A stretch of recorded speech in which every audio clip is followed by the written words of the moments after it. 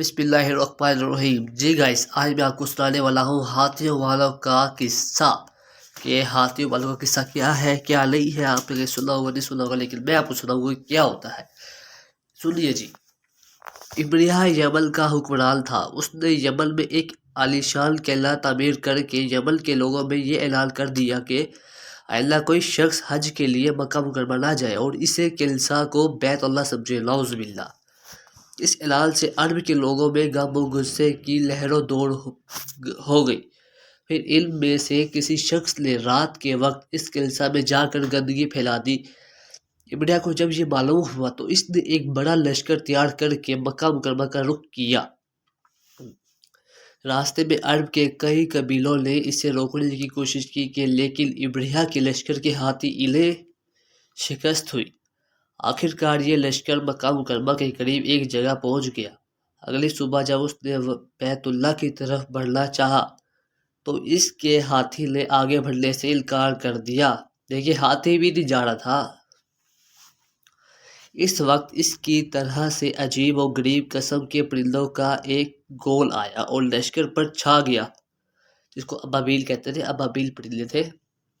हर परिंदे की चोंच में तील तील कंकड़ियां थी जो इन्होंने लश्कर के लोगों पर बरसाना शुरू कर दी। इन कंकड़ियों ने लश्कर के लोगों के जिस्मों को चीर कर रख दिया था। ये अजाब देखकर सारे हाथी भाग खड़े हुए। लश्कर के सिपाहियों में से कुछ वही हलाक हो गए और कुछ जो भाग निकले और रास्ते में ही मर गए। इब्रिया के जिस्म में ऐसा जहर सरायत कर गया कि इसका एक एक जोड़ गुल के सड़ गया था।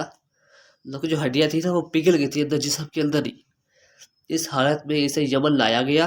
वहाँ इसके सारे बदन से खून बहा बहा कर ख़त्म हो गया। इसकी मौत सबसे ज़्यादा इबरतनाक थी। इसके दो हाथी बान मक्का मुकर्रमा में रह गए थे जो अपाहज और अंधे हो गए। इस तरह अल्लाह पाक ने अपने घर की हिफाजत फरमाई और ताकत पर गरूर करने वालों को सजा का मजा चखाया। अब देखिए, इतने हाथी थे और सिर्फ परिंदों ने ही हाथियों को तबाह बर्बाद कर दिया। ये अल्लाह की ताकत थी बस। कुरान पाक की सूरह फैल में अल्लाह पाक ने इस वाक़े को बयान फरमाया। क्या तूने देखा कि तेरे रब ने हाथी वालों के साथ क्या किया?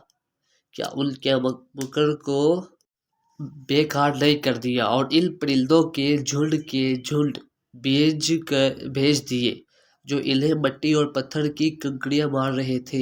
बस इन्हें खाए हुए भूसे की तरह थे। जी गाइस, आज के लिए इतना ही। बाकी कल मिलेंगे न्यू ऐसी स्टोरी के साथ। तब तक के लिए गुड बाय, अल्लाह हाफिज़।